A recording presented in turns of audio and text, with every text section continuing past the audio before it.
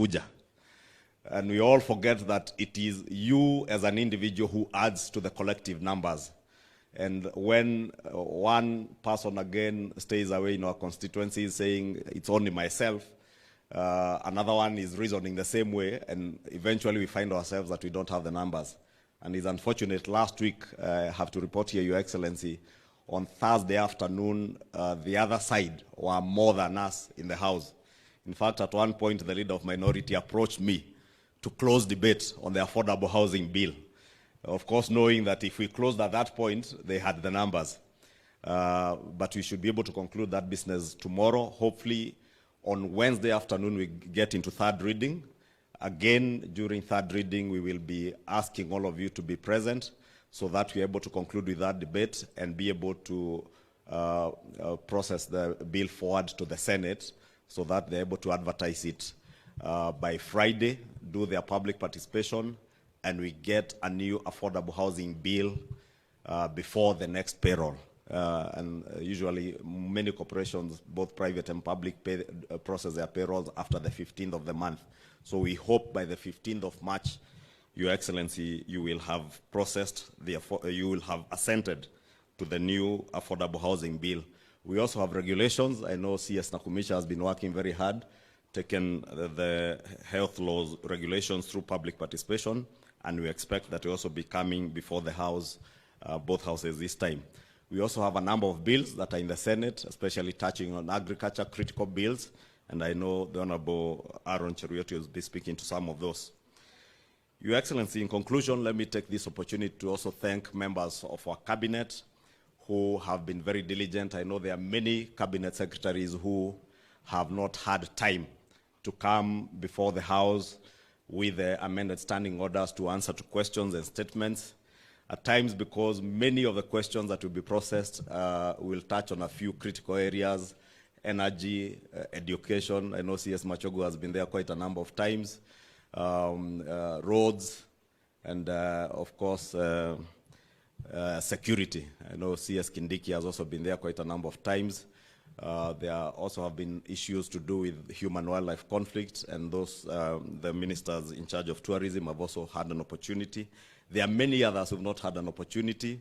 We are making efforts to make sure that you find an opportunity.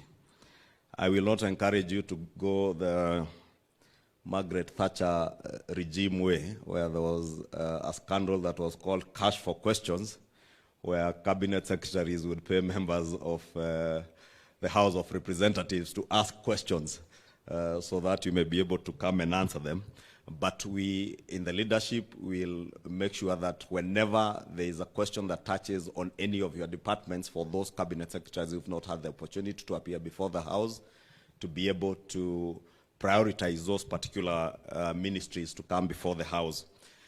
Lastly, is to request our cabinet secretaries, every time you find an opportunity to come and answer to a question or to a statement requested by a member of parliament, please take that time as also an opportunity to espouse on government policy. And maybe, for instance, I don't know, CS Elliot Owalo has not been there, for instance. If you get an opportunity to answer to a question, take that opportunity to also challenge us as members of parliament to also be a bit quick in pushing through government agenda, especially something like the ICT hubs. It's a perfect opportunity to come and speak to members of parliament and to the country, because you have almost a whole hour on TV free of charge. So it's a very good opportunity to also use that to espouse on government policy and push our agenda and market our agenda to the people of Kenya. And I hope many of you who have that opportunity this year will make use of that time in the House. It doesn't harm to talk to us, to generate questions on your behalf. If there's something that you want to come and speak to, if there's something on mining, and CS Mvuria, you have not seen anybody asking a question, if you talk to me, I can get a member of parliament to generate a question that will offer you an opportunity to come and espouse on what you want to do on the agenda of mining. Si swali ni swali. Na kwenye inatoka, sio hoja, bora ni ujumbe ifikie wenye inafaa kufikia. And by speaking to members of parliament from the floor of the house, you will also have an opportunity to speak to the country at a prime time when many Kenyans are watching. And I'm happy cabinet secretaries like the Honorable Kipchumba Murkomen has done very well in taking advantage of even very difficult questions. I remember when there was a question on the allocation of resources to roads, and CS Murkomen was able to turn around the question and put it back to Parliament itself. And I remember when he left the House, those of us who are members of the Budget Committee and the Roads Committee were pleading with Honorable Murkomen to please not appear back in the House. On the Kamukunji, he promised that he would even want an opportunity to have a Kamukunji with members of Parliament. So I want to encourage other cabinet secretaries, please take time, CS Florence, on the jobs in the diaspora and other opportunities, CS Oalo on the online jobs through the ICT hubs, to use the floor of the House to be able to market what we are doing as a government. Your Excellency, I know there are also some touchy issues that you'll be speaking to, issues that touch on our conduct also as members of Parliament, our participation in the House, how as members of Parliament who are on the government side ought to carry ourselves on in the House and even outside the House. We've had a number of challenges, a few of them, where, for instance, and this is a best case example, Your Excellency, we have delays in disbursement of NGCDF. And you remember the no CDF. It was no CDF, no what? No Parliament. And Your Excellency, I will often find myself on the receiving end, being the leader of the House and being the person who ought to be representing the cabinet secretary when he's not there. And you can imagine the situation I find myself in when we have our own members who are leading in the process of no CDF, no Parliament, and they're behind me. And across, on the other side of the floor, there's a whole brigade of our colleagues from the minority side in the same chorus. So we need to socialize ourselves now that there is no other government other than ourselves.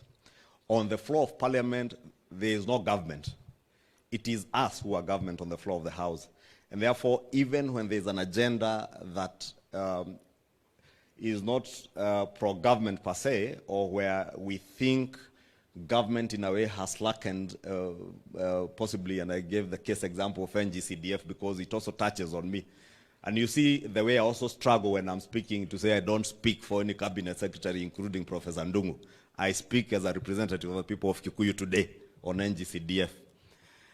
But we do so with caution so that we also do not in any way incite the House not to carry on with business. Case example, members are signing signatures to impeach a cabinet secretary on account of non-disbursement of NGCDF. And you find a member of Kenya Kwanza signing to impeach a cabinet secretary on non-disbursement of NGCDF. And it is within our right. But I just want to say, Your Excellency and honorable members, it is in our right to oversight these cabinet secretaries, but also to appreciate that all the challenges that we face as a country and as a government, there are no other leaders that we are looking up to resolve those challenges. We must be part of the solution. And I know we have had challenges with exchequer releases. We have really harassed CS Ndungu and PS Kipto on NGCDF. But I just pleading for some understanding. In fact, Your Excellency, I was engaging a number of us, a number of chairs of committees, and reminding ourselves last year, which was the second session after the elections, And when, just before we did our first budget, we will all remember the first NGCDF disbursement was done at the end of February, the very first one. And by June 30th, Your Excellency, 100% of our NGCDF disbursement had been done. For the first time since I joined Parliament in 2013, it was the first time that we had NGCDF being disbursed 100%. This time, we have had the same challenges, Your Excellency. The first disbursement of NGCDF was done early January, 10 billion shillings, and the CS National Treasury has committed to a disbursement of 10 billion shillings every month to ensure that by the end of the financial year again, we have 100% disbursement of NGCDF. So it is that kind of understanding that I want to plead with all of us, because we know the challenges, Your Excellency, you've had with debt repayment. I know there is some very bright light at the end of the tunnel now with opportunities that come with the resolution of the issues to do the Eurobond, and a lot of receipts coming from our development partners. The exchequer releases will be more efficient than they have been. And these challenges, Your Excellency, are not just in Parliament, and that's why I thought it was fair that I raise this matter here, because I know these members of Parliament also have a lot of pressure, including myself, from our constituents, when NGCDF disbursements are late and children are waiting for bursaries.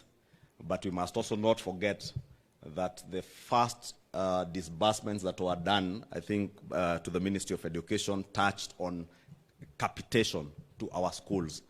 And without the capitation, you can imagine the situation would only get worse.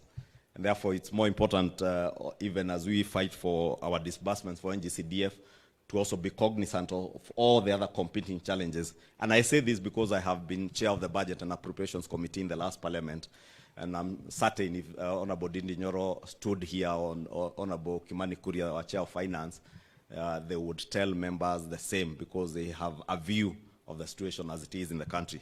Your Excellency, with those very many remarks, allow me to now invite our leader of majority in the Senate to give his brief remarks, then invite our Deputy President for his opening remarks. Thank you, and God bless you, and wish you all a good engagement throughout the day. And for the Cabinet, who will be here for another 2 days, all the best in your engagements. Thank you. Thank you, Kimani. Your Excellency, the President and the leader of our party, the Deputy President of the Republic, colleague legislators, members of Cabinet, and I guess everyone who's here, I greet you all good morning. Good morning once again. Well, I never tire, Your Excellency, to say how much it's a privilege for us to come together, especially those of us that are in Parliament, and we know the journey that we have walked, to get this opportunity to interact and reflect on our journey this far, share what our views are, the challenges that we are facing, and how we can forge ahead to achieve the objectives that we set out for ourselves when we went out and spoke to the people of Kenya. Therefore, Your Excellency, allow me to appreciate this opportunity on behalf of the members of the Senate to interact with you and the members of the executive, to share ideas and also just give an update of our work in Parliament, what is before us, the challenges that we're experiencing, and then forge ahead together as one united team. At the Senate, Your Excellency, we have had also a busy season the last few months, just before we went on recess. If you'll recall, members, actually, it was on account of business before the Senate that we had to stop the last PG, and we had interacted and reached a point where members were just about to make their remarks on various issues. But then, because of the pending legislative work that was before us, we stopped and agreed to reconvene again. We're glad to be back here.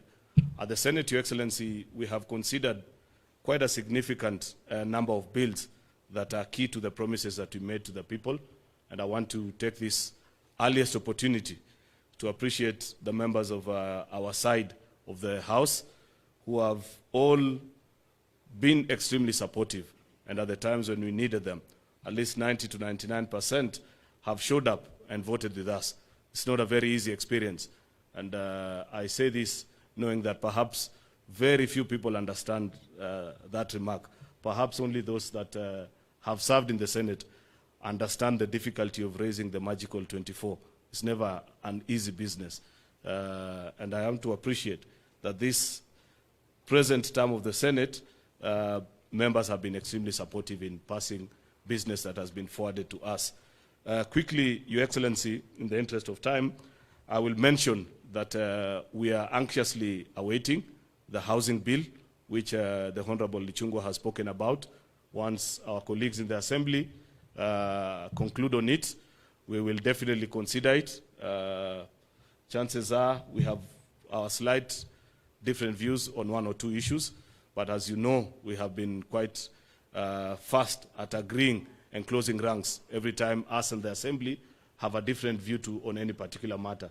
In fact, I'm glad to report, and I appreciate our colleagues in the Assembly as well, that the 2 or 3 bills that have gone through a mediation process this time, within the first meeting, we were able to close ranks and agree, meaning those from the Assembly were able to see things from our perspective as Senate, and us were able to understand you as our colleagues from the Assembly. It's not very usual. The last 2 terms of Parliament, that never used to happen. In fact, it used to be, the meetings actually used to break down, Your Excellency, on account of who chairs. You sit down and you have the team from the Assembly, the team from the Senate. Just to agree on who leads the meeting will break that mediation process. But I'm glad and happy to report that we have come out of age as an institution and are now focused on the things that matter. Of course, we have quite a heavy program, but there are about 2 or 3 or 4 bills maximum that I just want to report, Your Excellency, that we shall be giving priority in the next few, maybe 2 or 3 weeks to conclude on, because of how key and integral they are to many of the plans that we have as an administration. The Food and Feed Safety Bill that is presently before our Agriculture Committee is in 2nd reading, Your Excellency. And by the end of this week that you're beginning, we should be able to conclude on its 3rd reading, because the report has been tabled and our committees have proposed their amendments to what you had done in the Assembly, Mheshimiwa Ichungwa. So I believe we should be able to close rank on that particular issue. We have a controversial bill that began its legislative process last week, the Water Amendment Bill. And while at this, I say to my colleague senators last week, and allow me to repeat it here, Your Excellency, that those that have served in Senate, Professor Kindiki, our first majority leader, you know that the easiest way that opposition can defeat a government bill, so to speak, in Senate is to declare it that this is anti-devolution. You're rolling back the gains. And without knowing, many a times people join into the chorus. And I have endeavored to remind my colleague senators that at least in the term that I have served as majority leader, I have never received a call from His Excellency, the President or his deputy, asking me that you must insist on a bill to come in a particular way. On many occasions, even when he has called to find out why did you guys change this particular provision, he has agreed with our wisdom as Senate. It is within our powers as the legislature to change whatever bill or proposal that has come from the office of the AG. Therefore, each time we consider a government bill, and I'm sure by now everybody knows what a government bill is, it is within your right to pass any amendment.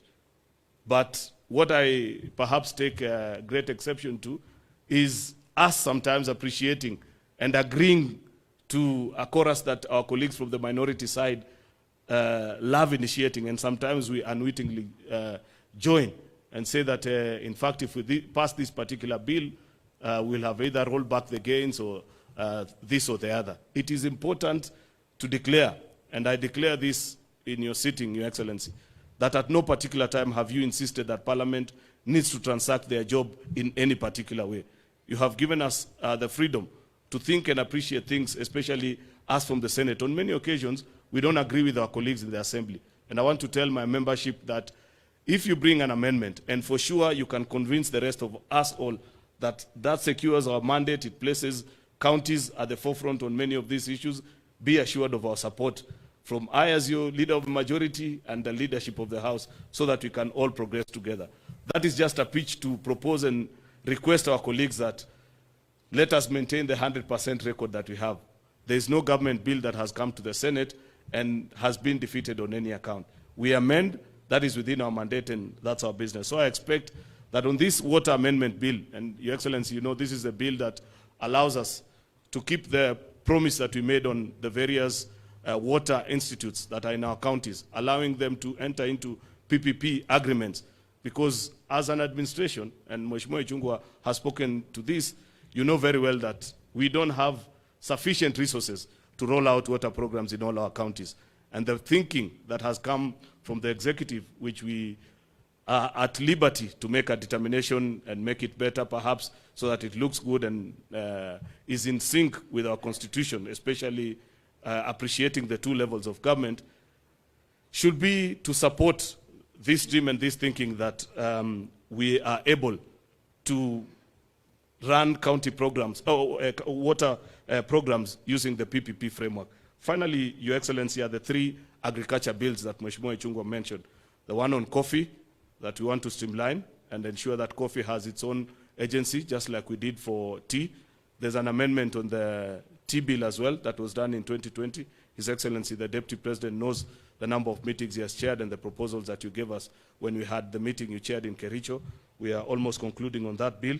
And on sugar, there's a lot that you're doing in the sugar industry, Your Excellency. Our committee has agreed with virtually everything that the Assembly did, save for the zoning part. We have challenges. We appreciate and we agree with you that it is important to do zoning so that we can foster privatization. But the zoning formula that our colleagues in the Assembly took, we hold a slightly different view. We agree with the zoning that was proposed in the task force report that was done in the year 2020. And that's what we shall be proposing. Then, of course, we'll conclude.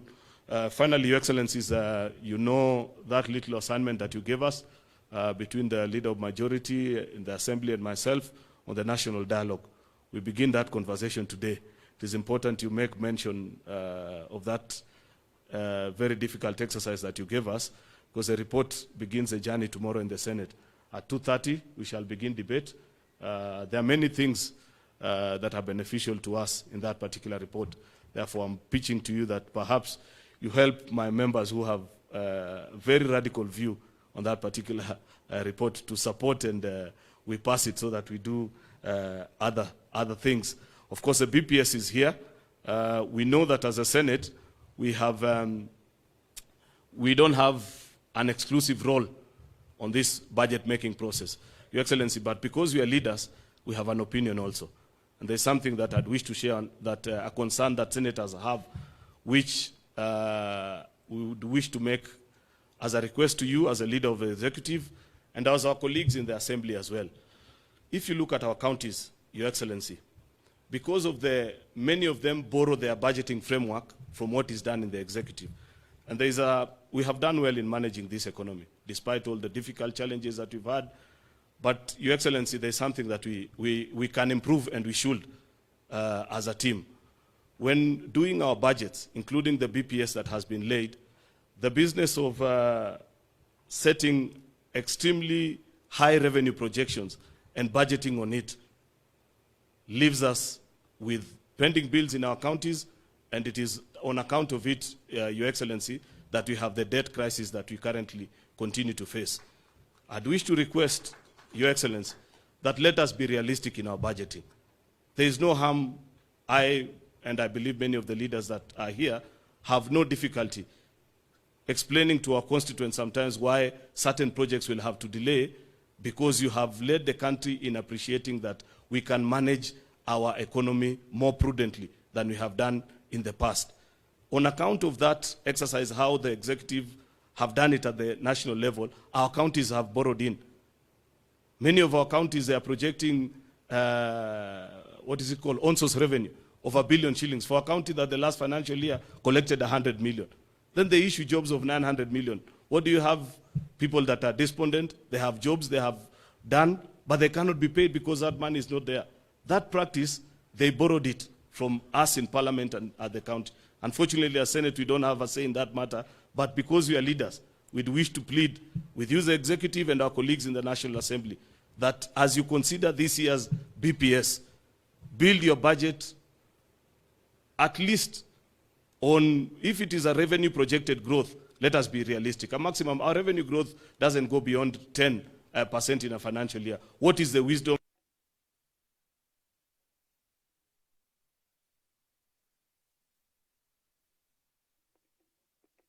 Forgive me, but I felt it is important for me to pass that point on behalf of senators. Therefore, with those very many remarks, colleague senators, allow me to take this opportunity to invite the truthful man. You know, Your Excellency, as you were walking, I was reminding, for those of us that used to come to this hotel for Tangatanga meetings, I was reminding His Excellency, the Deputy President, that his stint at being a truthful man did not begin when he became Deputy President.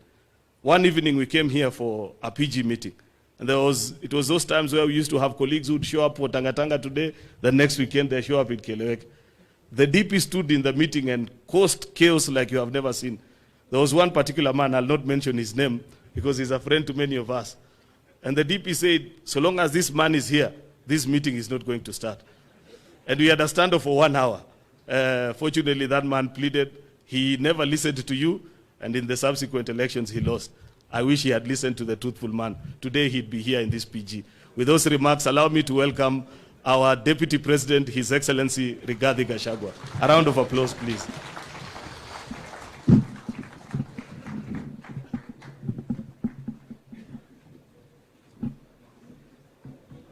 Thank you very much, Your Excellency, our President, Dr. William Ruto, the leadership of the House, our Cabinet Secretaries, our Principal Secretaries, and everybody present. Good morning. God is good, and all the time.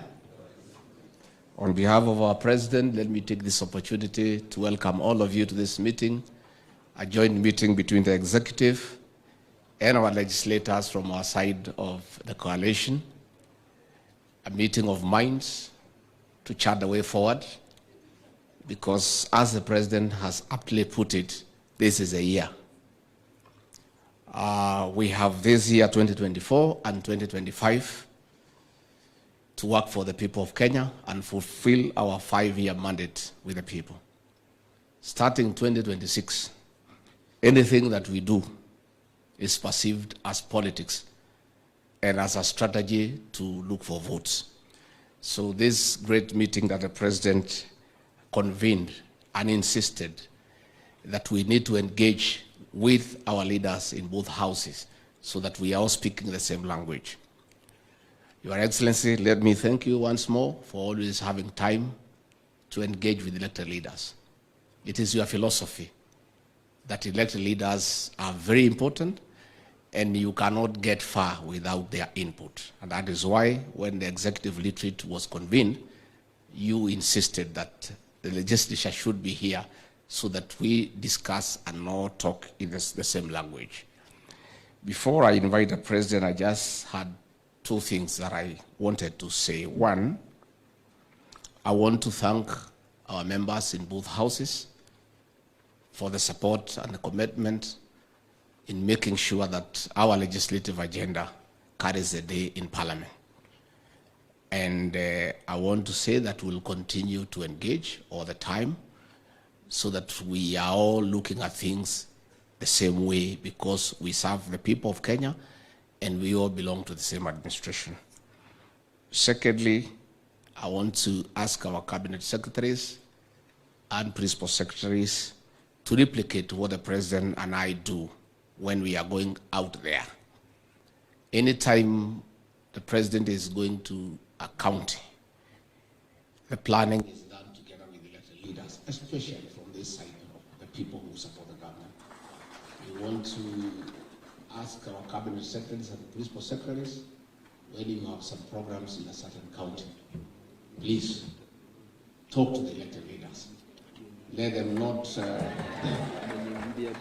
hear that you are there from some posters that have been posted, or they are hearing from the media.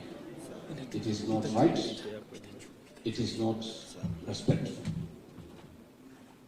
Even where you are going and you have been invited by governors, you are in the national government. And these are the people we work together in the national government. Let us involve them.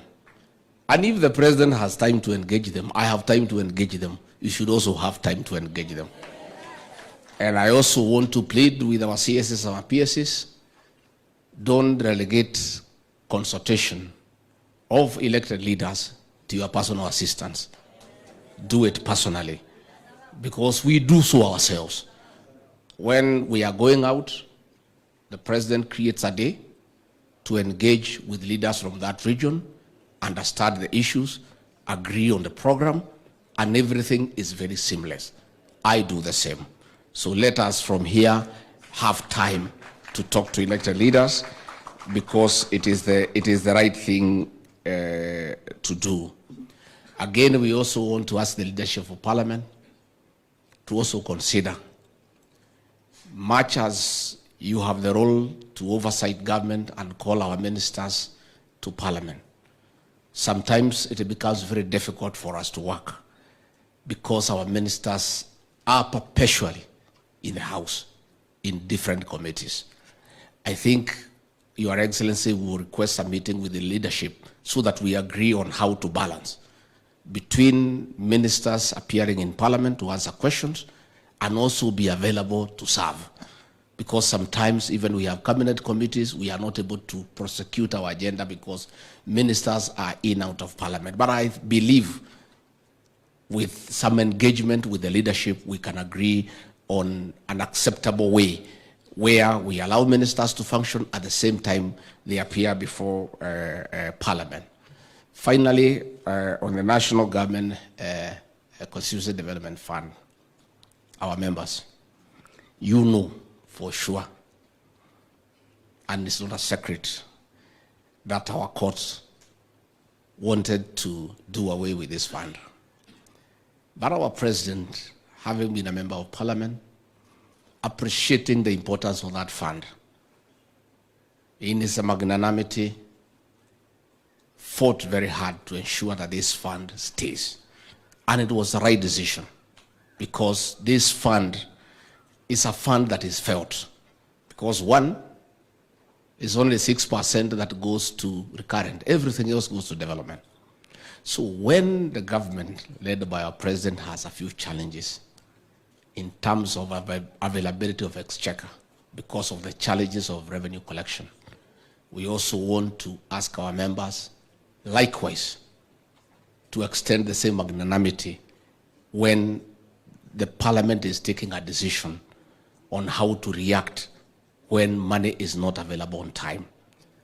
I have sat with the president many times, and I want to confirm to you that he is on the neck of Professor Ndung'u and PS Kiptoo to release money to members of Parliament through the fund. And he is very clear that it should always be given a priority. So some of us who sit with him making those decisions, when we see you joining the other side of the House in a way that is a bit demoralizing, we feel a little bit low. So I want to ask you kindly to be magnanimous, to appreciate the challenges that we face as a country, and to know that the president from where he sits is your #1 supporter in terms of having funds to implement your mandate. I think with that understanding, it will help the situation as we move on. Finally, before I call you, Your Excellency, to address these great people, let me ask everybody here, the executive and the legislature, let us focus on helping the president to succeed. I am persuaded from where I sit that that is the most important thing in the next 2 years. Those of us who campaigned for President William Ruto give the people of Kenya hope and assurance that you transform this country and their lives. We therefore have a duty to make sure that President William Ruto and his administration must succeed. Let us spend time and focus in activities and programs to make sure that the president honors his mandate with the people of Kenya. Other things can wait for 2026, but 2024, 2025, we must all be united and must focus to do whatever it takes to make sure that the president delivers to the people of Kenya. Finally, Your Excellency, I had somebody saying that you should not look at the rear mirror.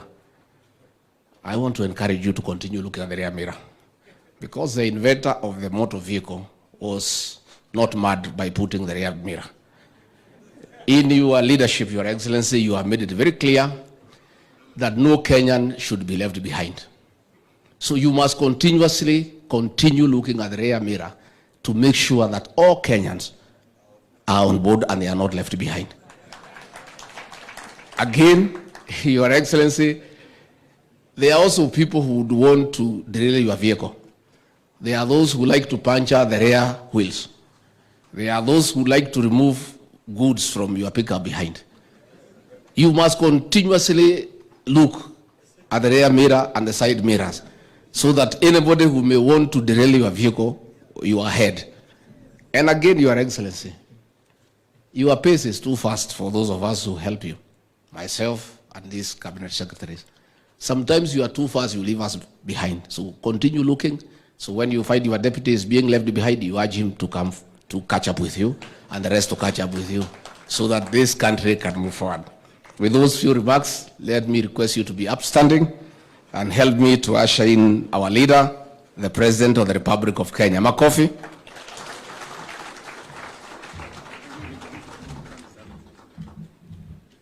Asanteni sana, tafadhali tuketi.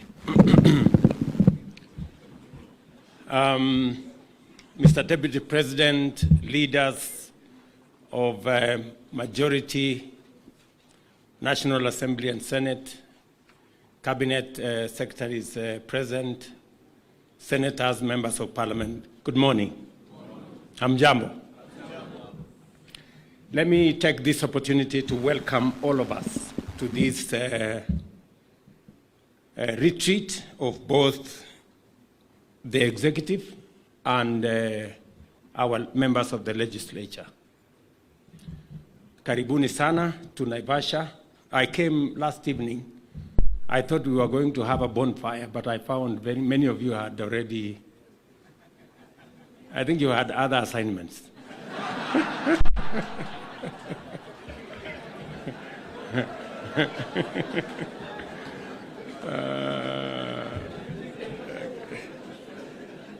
Anyway, so, but I want to say this is a very important retreat. It is the first retreat we are having combining both the members of the executive, ministers and cabinet secretaries and the principal secretaries, together with our members of parliament. Last year, we had a similar retreat, but it was just for the executive. But we later had an engagement with different committees. So welcome to this very important occasion. And going into the future, we are going to have at least every year a meeting like this. And so that we can together look at where we are, where we need to go, and how we get there. I must say from the beginning that I am a very proud leader of this team.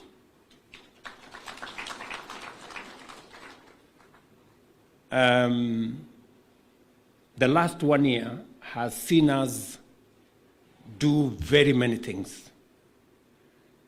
And it has not happened because of myself and my deputy, or with the ministers alone, or with the members of parliament alone. We've done this together.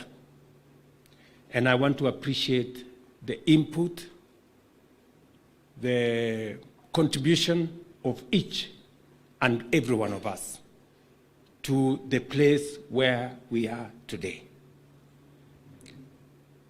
I want to remind you, friends, that we have a historic opportunity to change our country. Many of you may not appreciate,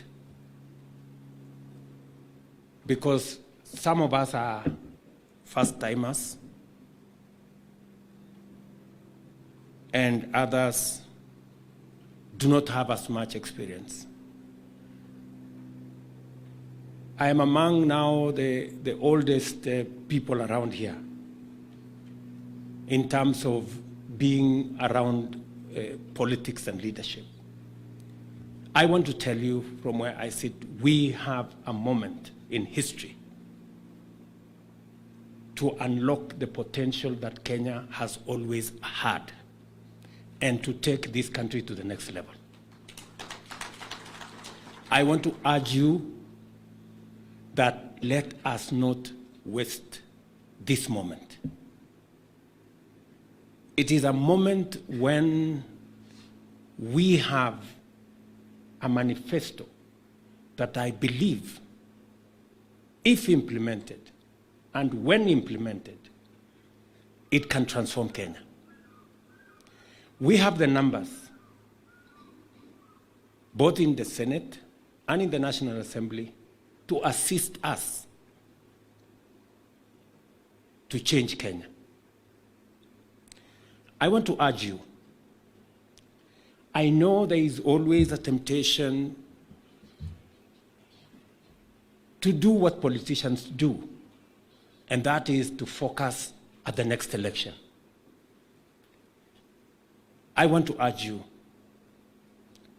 let's do what leaders would do.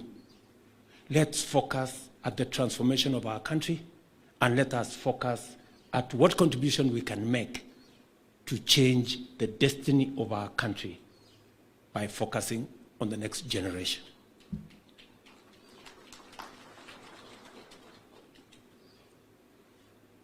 We are where we are today as a country because we have always made politically correct, convenient decisions. And the transformation of a country requires men and women who have the mettle to confront situations and to look at what is right, not what is popular or what is convenient. I promised you that I will lead from the front. And I will lead from the front so that we can change Kenya. When I said I am a man on a mission, I meant it. We have to change Kenya. We have to change Kenya. And if you had any doubt that Kenya is going to change, I want to tell you that you just need to be patient and watch this space. Kenya is going to change. I am very confident. I know sometimes some of us get discouraged, some of us get anxious, some of us panic because of exigencies of moments. I want to tell you that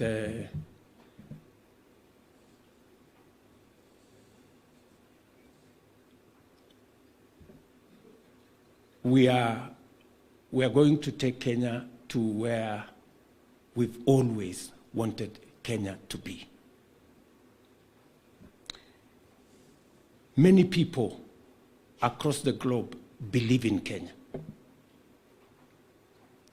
We must not be the ones who do not believe in our country. There are many people who have confidence in Kenya.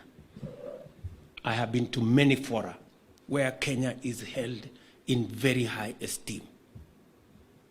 We must not be the ones to undermine our own country.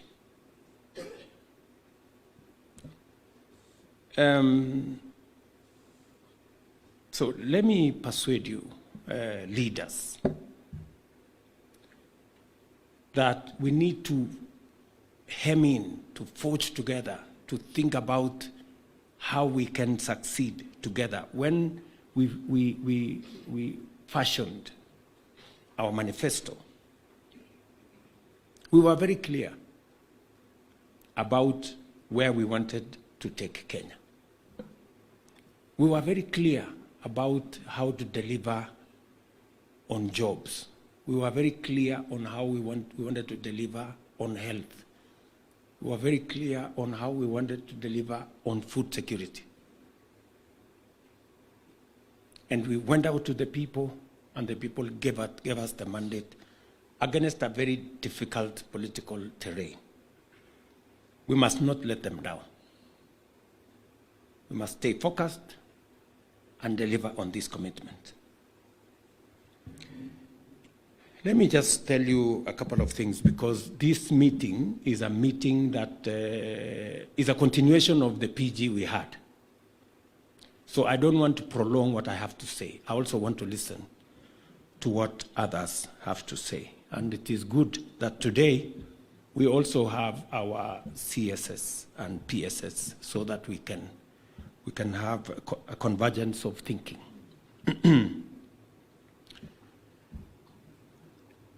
We will need to collectively, and I like what Ishungwa said, there is no other government in parliament. It is our members of parliament. You are the government. So don't stop pointing at some government. There is no other government. You are the government. Yes, you are the government. So don't imagine that there is another government, I don't know where. We all went to the elections. We campaigned on the same podium. You heard me talk about housing. You heard me talk about universal health coverage. When it comes to implementation, sasa watu wanaanza sijui sasa unajua hii kitu imekaa sijui namna gani. Sasa mlikuwa mnafikiri hii kitu itafanyika namna gani? This is how it's going to happen. When the rubber meets the road, don't start kusema ilikuwa ikaenda ikarudi. Hapana. We stay the course.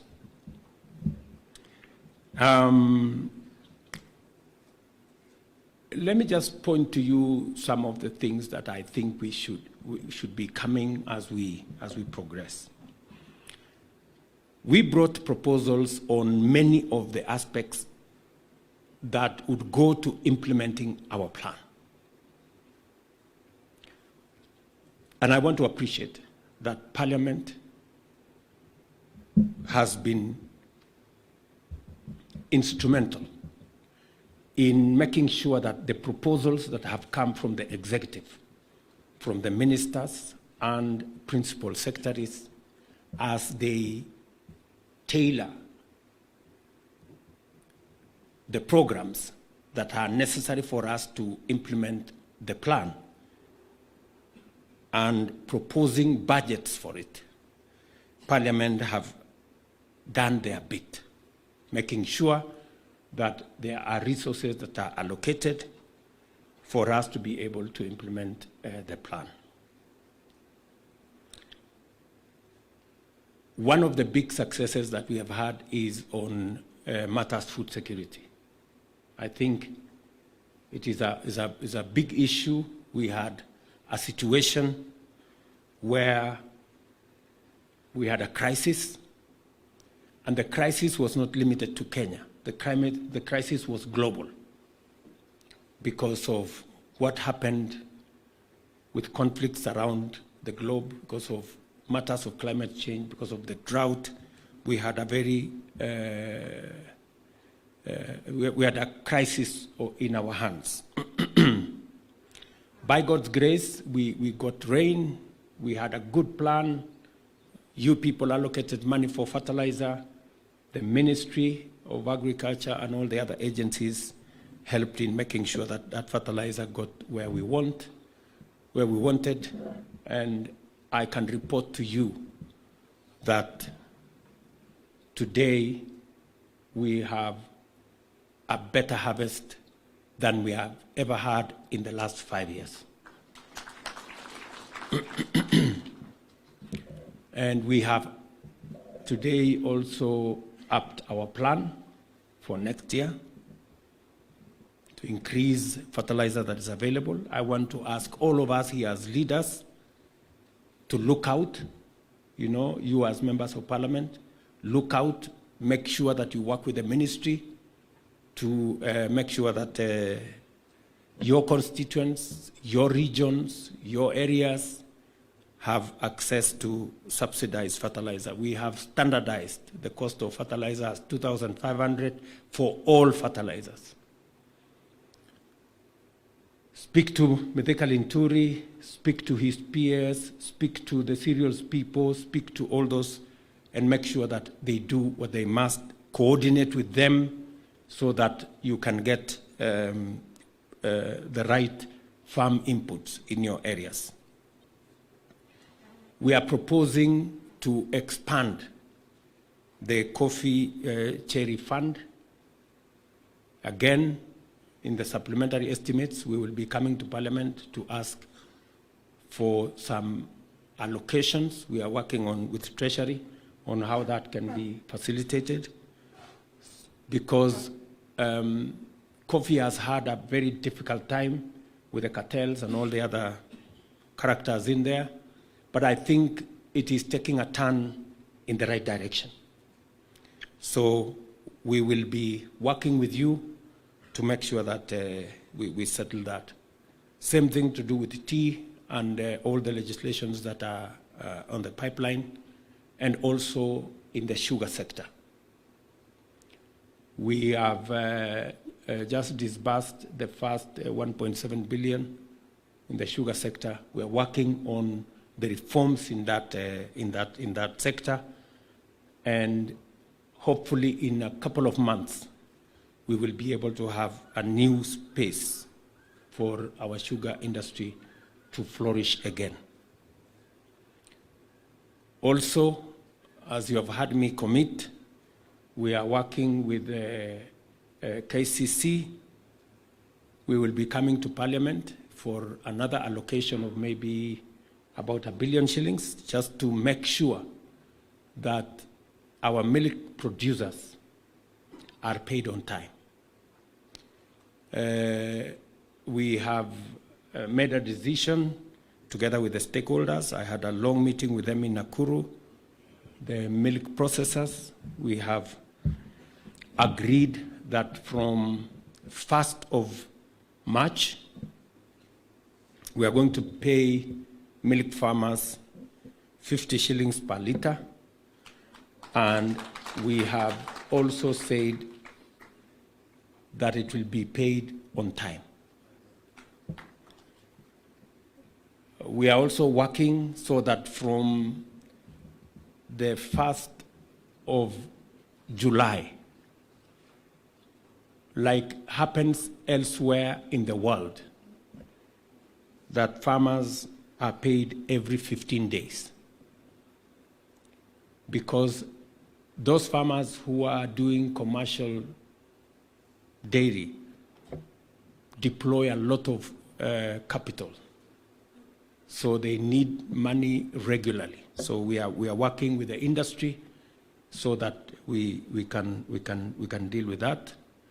We are also working with development partners to enhance the capacity of our processors so that we can restructure our milk delivery so that we concentrate on two areas. We concentrate on supplying the lower market, and we have a big opportunity for export. It is it is a very positive thing that actually our milk products, the premium milk products, have markets globally, including in the US. So we have an opportunity to reconfigure that space, and we are working with the milk processors in that corner. We also will be coming to Parliament to ask you to, because we are working with some development partners, to see how we can resource the Agricultural Finance Corporation to give it more leverage to be able to support our farmers with affordable credit. I want to congratulate all of us that we have now the 4 pieces of legislation to underpin our universal health coverage. Congratulations to everybody. I know the ministry and the committee in Parliament and Parliament itself, you have done a phenomenal job, and I very sincerely appreciate. We are now working on the regulations, and we want to see whether we can conclude this. I don't know, Susan. I don't know if Susan is here. Okay. When do you think the regulations will be done, Bwana PS?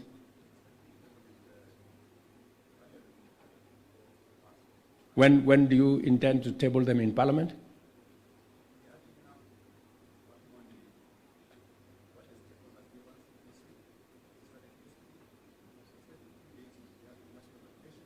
So within 15 days or 10 days?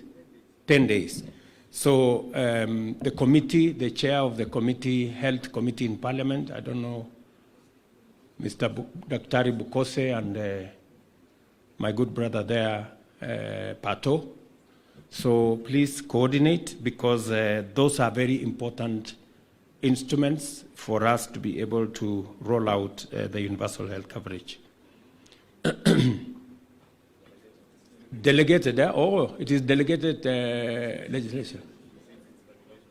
Okay. Mheshimiwa, more fire there, and Chepkonga, and my good friend, Gishimo. So please, let's see how we can accelerate that, because we made a commitment that the people, indigents, we're going to pay for indigents, the people who cannot afford, and then we are going to adjust the contribution framework so that everybody pays a commensurate or a proportional of their incomes. Let me also tell you that we were elected on a platform of creating jobs. It is important. And I have always made the argument that if we are spending, and you in Parliament are the people who allocate money, we are spending 630, 650 billion every year for the education of our children, from nursery school to university. It will be irresponsible for us not to think about when these young people come out of university, college, and school, what happens to them. And that is why, for the first time, we have programs, deliberate, intentional, on creating jobs. It has never happened. You know, we keep talking, oh, you know, we want to grow the economy so that it creates jobs. But you see, it is possible for the economy to grow, but for there to be no jobs, unless it is done deliberately. And it is the reason why we intentionally put housing as one of the programs for us to deliver the transformation of Kenya and also create jobs. I don't think there is anybody who needs any persuasion anymore on housing. Do we still have anybody who still has any doubt? Surely. You have seen, for the places where the housing program has started, including my friend Simon Kingara in Ruto, there is already a difference. It is reported by the media who has always problems with us, that crime in Ruto has gone down because of the program we have So, you know, so there is a whole ecosystem of positive vibe when we implement the housing program. It will create jobs for us. I want to tell you, members, as we talk today, and Alice and Hinga are here, we have close to 130,000 people working in the housing program who were not working last year. That's what it is. Our plan is that by the end of this year, we will have a minimum of 300,000 young people working in our housing program. And it will continue to grow. So it is as deliberate as that. Do not, I know, you know, argue, there are different ways of people how they want to profile and argue. I see many of you trying to still say, oh, you know, the levy. Forget about the levy. Let's discuss about the jobs. You know, the people who don't want the program will tell you about the levy. The people who want the program will tell you about the jobs, will tell you about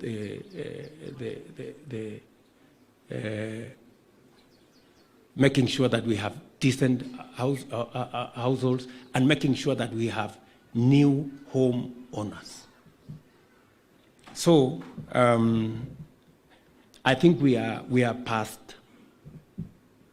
In fact, the court said we had left out some people who were not paying the levy. And I said, oh, this is good news. Maybe we should go for those ones. So Murugara and team make sure that everybody pays. And I'm happy that tomorrow in Parliament, we should be able to finalize in the National Assembly. Let us progress it to the Senate and let us get working. Let me tell you this. We will implement the housing program. I don't want to say by whatever means possible. I have just said we will implement. We will. Because it is what other progressive countries have done. It has worked.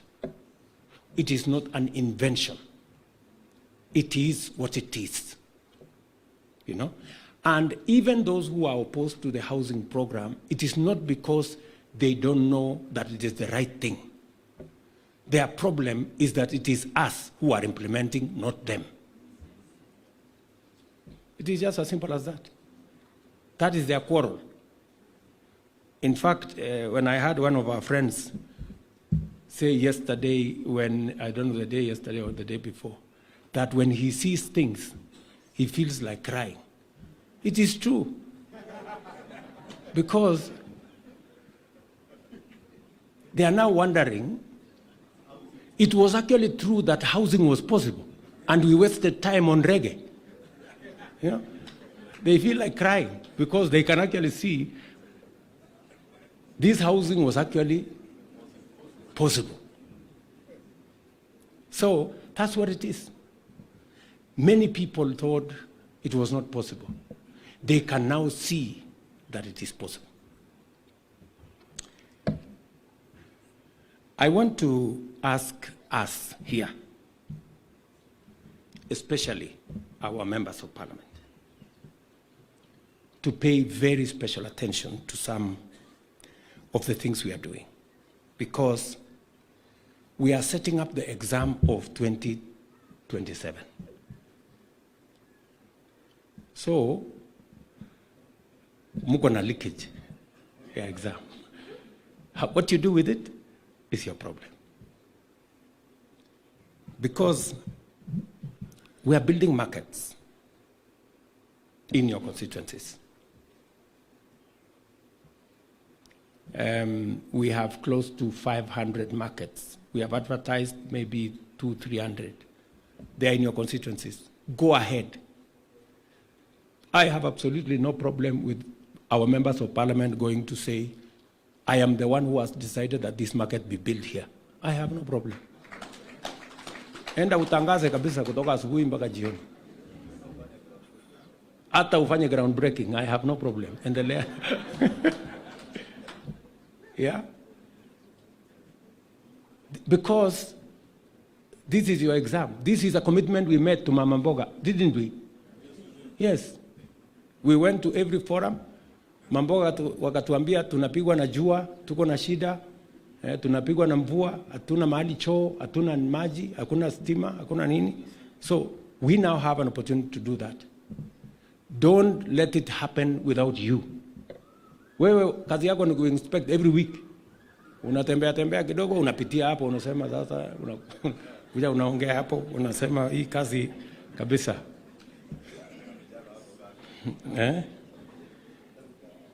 We have the county aggregation and industrial parks. Members, we have the county aggregation and industrial park. It is a partnership between the counties and the national government. You have a role to play. You know, make sure you go and inspect KAIP in your county.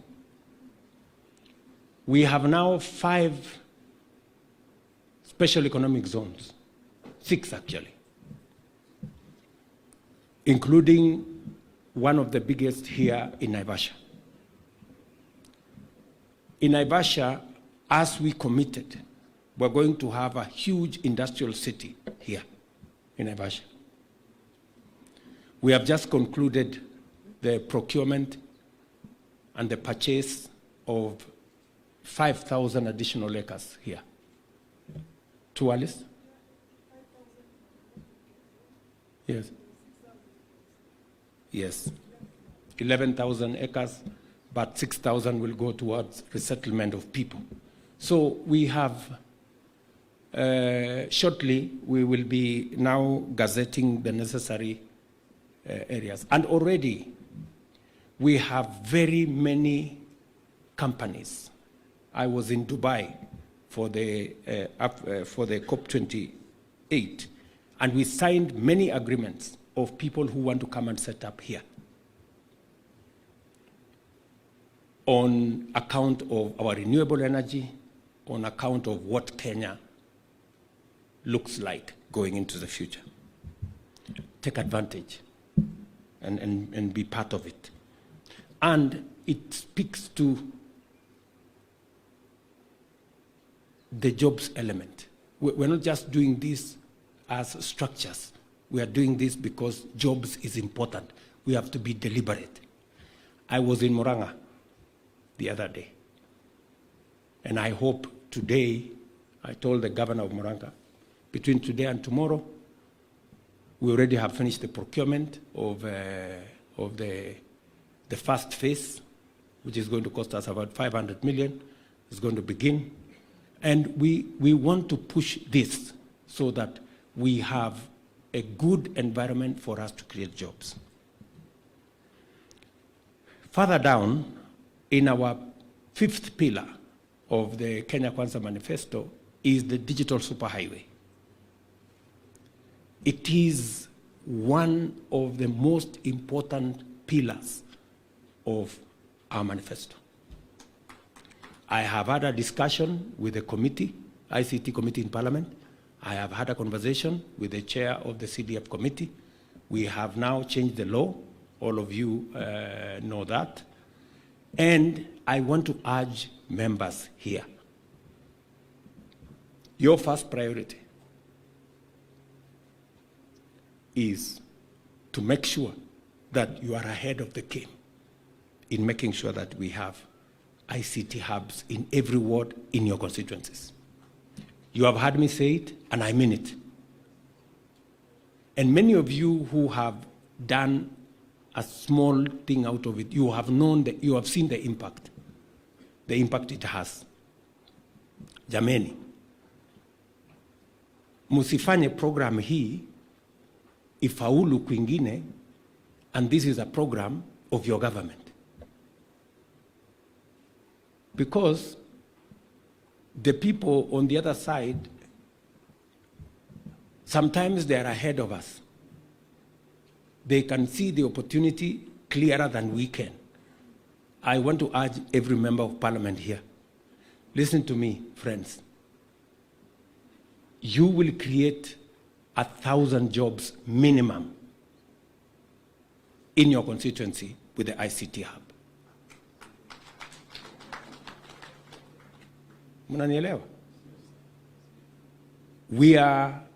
We've just concluded, we had a thorough meeting with Owalo and many of the other actors on how to deploy internet, on how we have already allocated money for training, on how we are going to make sure that the place has power.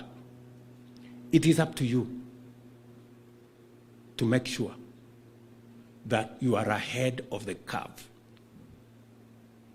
So, members, I am talking to many people here. Mutapita mutiani if you do what I am telling you. Yeah? You will. We are setting up the exam for 2027. So, mujipange. I also want to ask you, members, we have negotiated for opportunities for export of labor from Kenya. We advertised the other day for 2,500 nurses. Bore and Mwadime, how many nurses have we got so far? Imagine, we have only 500. And these are people who are going to earn 200,000 plus.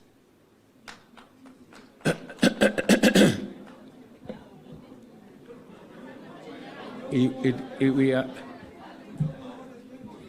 sasa, unajua sasa, you know,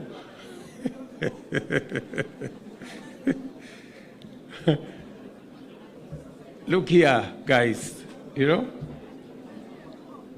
number one, it was advertised in the press, number one. Number two, Mimi, I have talked about this thing in every meeting, continuously.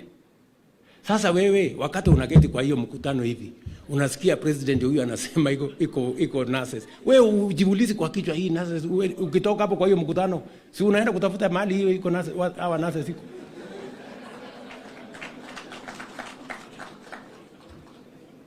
Friends, because I still see people here saying we are not aware. You are not aware. Sasa mnataka nifanye nini?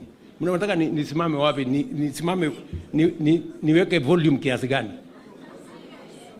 As we are talking today, listen, members of leaders, as we are talking today, Bore is here. Where is Mwadime? Or that other gentleman? Yes, that Mwadime is there, the PS concerned. We still need 2,000 nurses.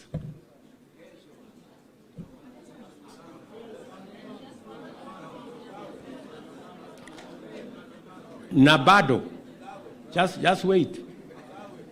Wacha tukugaba. Leteni kwanza tujaze ndio tuone.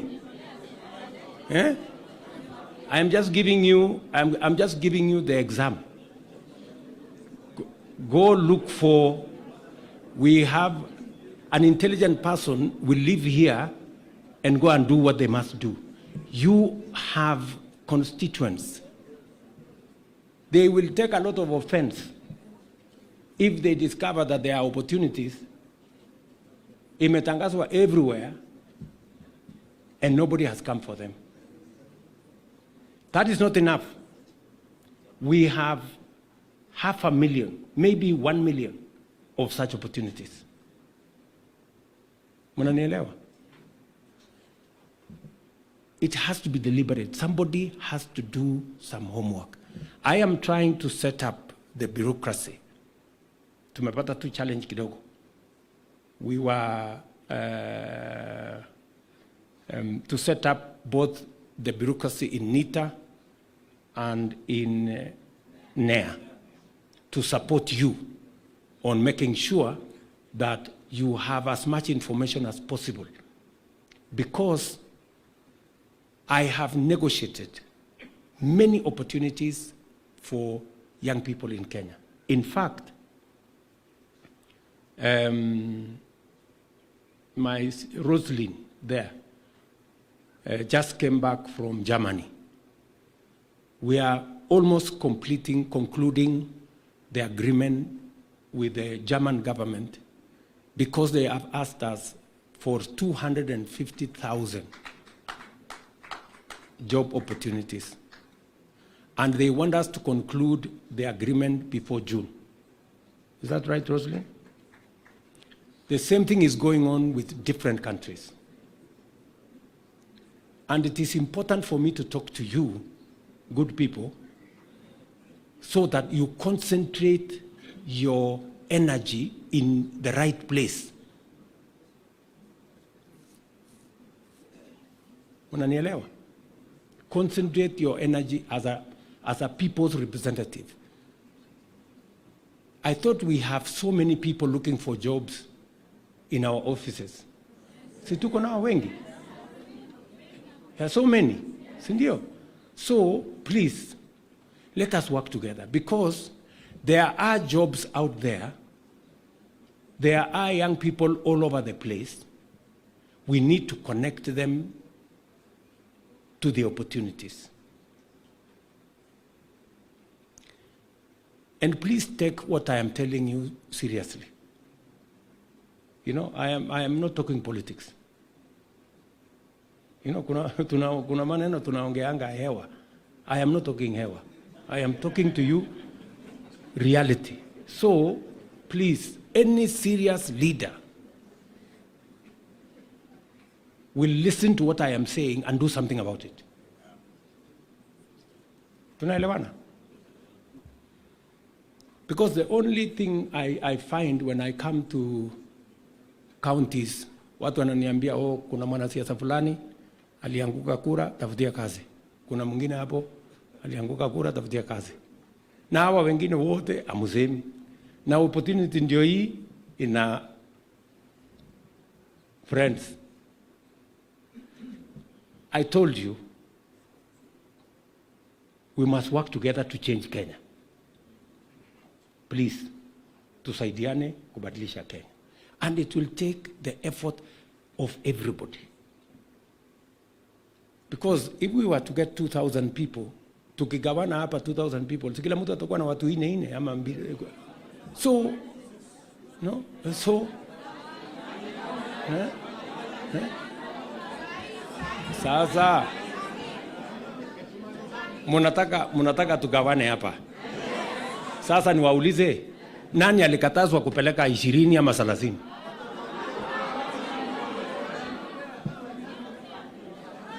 Ati hamjaambiwa?